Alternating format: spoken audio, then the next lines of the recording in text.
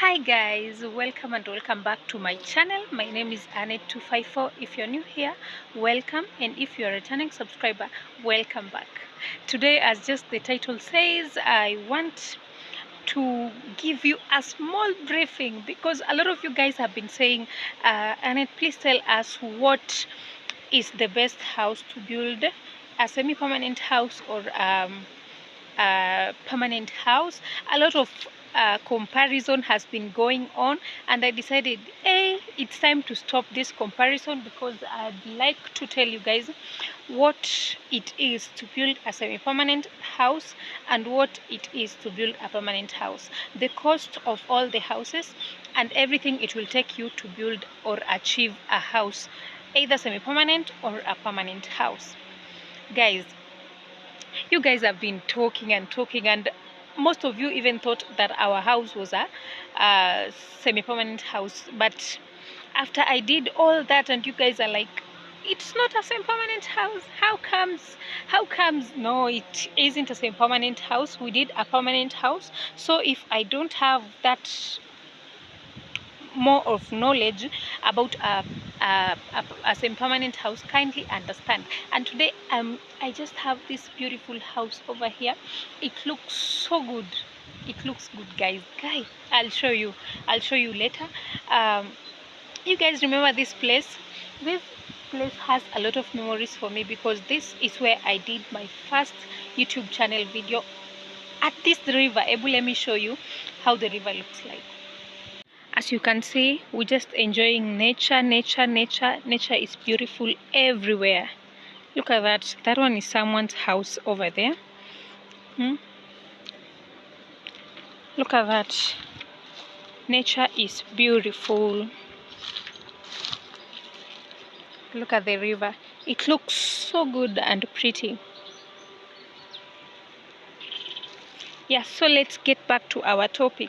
A lot of you guys have been asking about Annette, please tell us the cost of a semi-permanent house and the cost of a permanent house. A lot of you guys have been comparing the two, and I can tell you guys, you can't compare the two. As long as you're satisfied and as long as you have somewhere to live, you can't compare the two because the two play a major key role in our daily life. Okay, as I was saying, you can't compare the two houses because all the two play a very big role, because we are not equal on standards, we are not equal with salaries, we are not equal with our lives. So you might find someone is earning almost a million.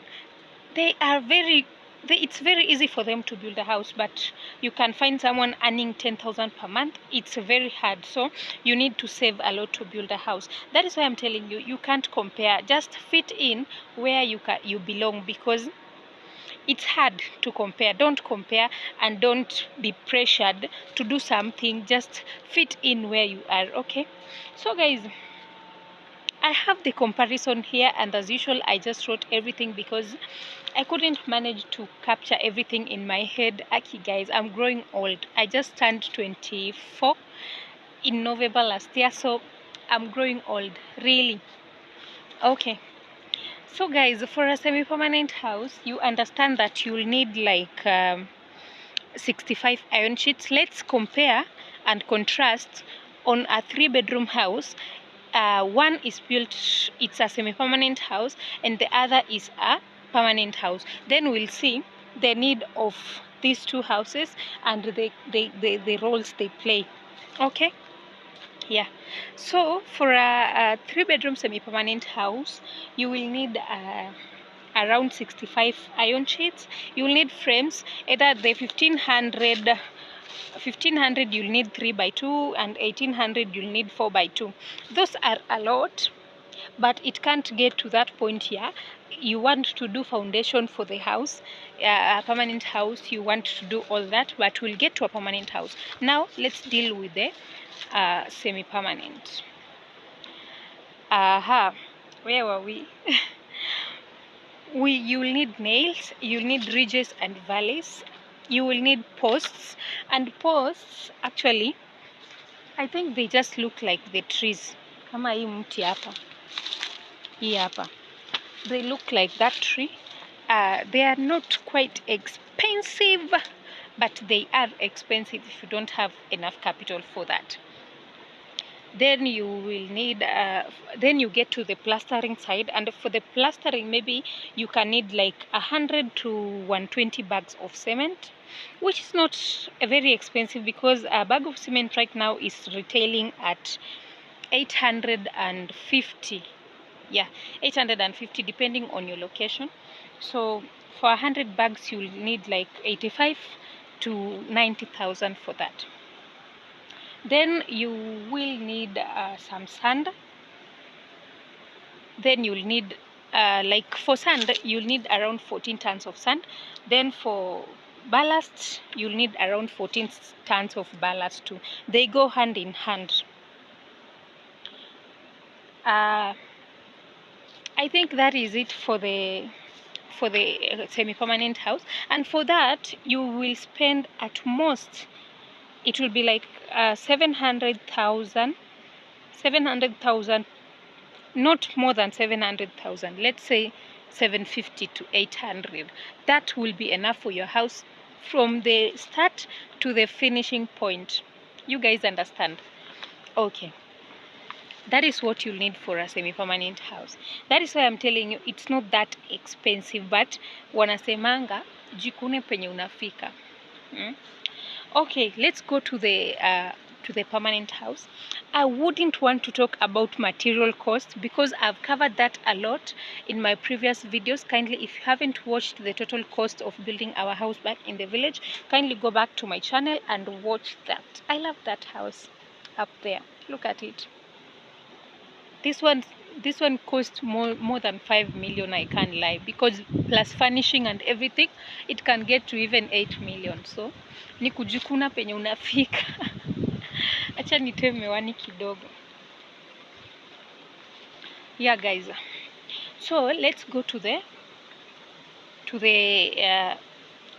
permanent house now. Let's see zinashindania nini, because a lot of people have been trying to compare them. Let's now see.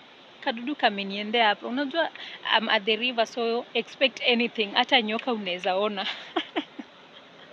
Yeah. Okay. So I wouldn't want to talk about materials, as I've just said.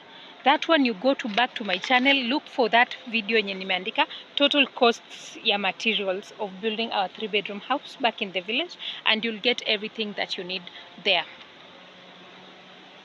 Okay, let's talk about the lindol now. Let's talk about the lindol, because that is where a lot of money goes. A lot of money that we invest in building, that is where it goes. Because for the ring beam, ebu imagine you will need timber that will never be used again after doing that nini, because zinawekwa then zinatolewa. If you build, you understand what I'm saying. So zinawekwa hapo, then zikimaliza kazi yake zinatolewa. Probably you won't need them again. Utazitumia tu kama kuni if you want to use them as firewood for cooking, etc, but you won't need them again in the construction. So hapo ndio pesa huwa zinaenda. Mtu anaweza spend even 200,000-300,000 on that timber and you'll not use them again. Just imagine. And for the same permanent house, the post that you're buying zinatumika kujenga, so you're not going a loss at anything. So just imagine what I'm talking about. Then for the semi-permanent house, remember you're using soil because it's just like a mud house. But for the permanent house, the person has to buy bricks or blocks or whatever you're buying to build your house. You have to buy them, so you spend a lot there too. So I'm trying to imagine how much someone will spend on that and how much someone spends on soil. Of course, soil is free. Soil is free, it can never be bought unless kama una shamba, that is, but sasa utajenga wapi kama una shamba? So I think that is another place that someone spends a lot of money, because now for a person who's building a permanent house, they'll have to buy bricks or blocks, whatever you're using to build your house, and the person who's building a semi-permanent house, they are not buying soil. So imagine soil is free of charge. It's given to you by nature. You can't compare that, okay? So the person, of course, the person that is building a permanent house will spend a lot on that as compared to as compared to the other person that is building a semi-permanent house. So I hope you're understanding where I'm coming at. I haven't spoken about the material, so you know. Okay. Then let's compare the slab. Is if someone is building a house like this one, like that one, let's compare the slab of this house hapo juu hapo kwa nini, kwa lindol, na a semi-permanent house kama ile ya matope huko, but a semi-permanent one. Let's compare. You can't compare the two. It's just money that is speaking, so you can't compare the two. Of course, the person will have to invest a lot of money in this one as compared to the other one right there. Let's go to the foundation. Let's speak about the foundation. The foundation costs a lot, as you all know. Kwanza, for a permanent house, the foundation might cost you 400,000 plus. It might cost you that. So I'm trying to imagine, for a semi-permanent house, yes, there is a foundation, but there is not as much work that is put in as the one of a permanent house. So of course, the one with a permanent house will spend a lot of money for the foundation. That is about 400,000 Kenyan shillings. But the one with the semi-permanent one won't spend that much, because it's not a foundation ile ya kushikilia tu mchanga isitoke, but it's not a big foundation that someone can refer to as a foundation yenye mtu ametumia pesa. At most, if you lose money, it will be like 5,000 Kenyan shillings or 10. It's not that much, okay? Yeah. So a permanent house inaweza tumia like 800,000 for just walling and foundation peke yake. You use close to 1 million for only that. You haven't put anything else, na hiyo ushamaliza 1 million. But for a semi-permanent house, 700,000 roughly, and you are done with your house. 700,000 to 800 depending on the size, but we are comparing a 3-bedroom. So for 700,000 will be enough for a semi-permanent house that is a 3-bedroom, and for a permanent house that is the same size, it will cost you around 800,000 for just walling and foundation peke yake. You haven't put plastering, furnishing, painting, all those things that you're supposed to do. They are not in place. So just imagine the amount. The person spends almost triple or more than 5 times of that money that someone with a semi-permanent house spends. So you can't compare the two, and you can never compare them. What I can tell you guys, just go for what you can afford. Enda na uwezo wako. Usipate pressure and get depression kwa sababu you want to please others by building what you don't afford. Just go with what you have, go with what you can afford, and go with the amount of money that you have. Because unajua sometimes ata you can be earning a lot of money. I'm feeling like my eyes have started being watery. Let me just put on this. Okay, as I was saying, unaweza pata you are earning the same salary as someone that you work with, but the person has no responsibilities, so that makes the person have a lot of money than you. You understand? So if that person tells you, maybe I'm going to build a permanent house in the village, and you feel like I'm earning the same amount of money with this person, why is he going to do this and I'm not doing it yet? Don't give yourself that pressure. If you have a little money and you know that you can't afford a permanent house, start with a semi-permanent house before you think of building a permanent house, and that way you will be able to save a lot for yourself. You will be able to get a place for yourself and your children and your family if you have any. I'm just looking out because unaona penye niko kwa vichaka, so something can go wrong. Nyoka inaweza niuma mguu. Yeah, so guys, that is what I can tell you. Go for something that you can afford. Go for something that you know is possible for you, for yourself, because you can't give yourself pressure kwa sababu ya things that you can't afford. Go for things that you can afford, kwa sababu if you give yourself pressure about some things that you can't control, utakufa bure. So look at that house, guys. I love this place that I'm staying.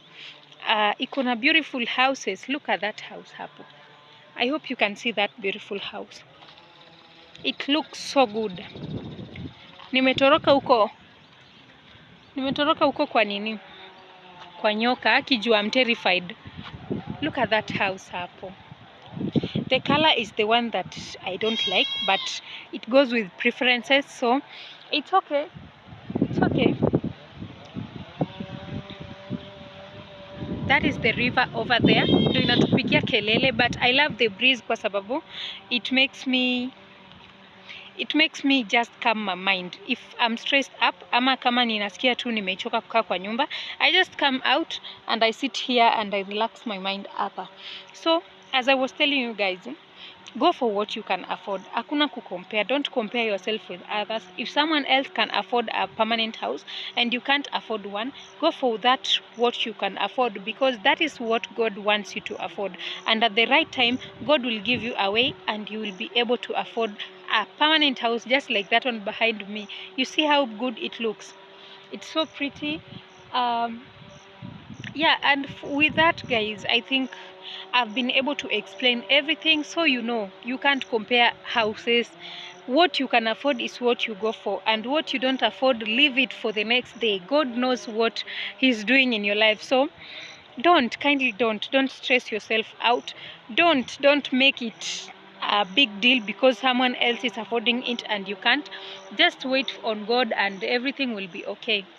Sawa. I think I've spoken too much. If you haven't subscribed to this channel, kindly consider subscribing. Until next time, have a wonderful day, evening and night, depending on when you're watching this video. Kindly consider subscribing and know that you can't compare your lives. Don't compare with anyone else.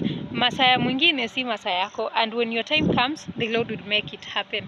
Thank you so much for watching. Until next time, adios.